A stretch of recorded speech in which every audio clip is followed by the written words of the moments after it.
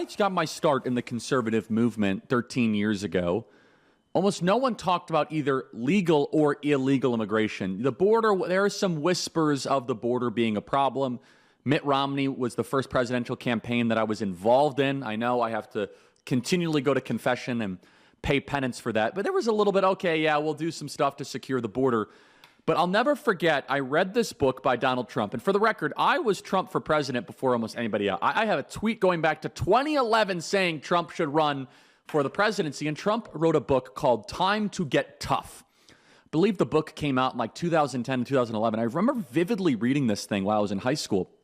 And it was in very direct Trump-like language. And he had like half the book was just about how we are being invaded, about how the border is wide open and how we are not a country.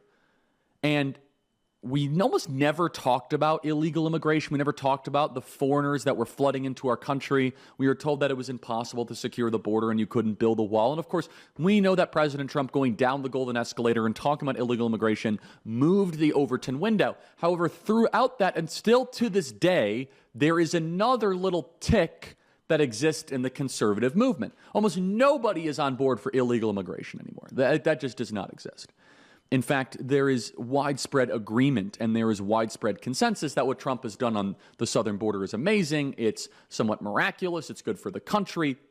So that Overton window has moved. Thank you, Joe Biden, for moving public consensus. But still, when you go through some high society Republican donor circles, or even amongst some in the intelligentsia of the Republican Party, and some rank and file voters, they'll say, well, you know, we want to have more legal immigration, but as long as we have no illegal immigration.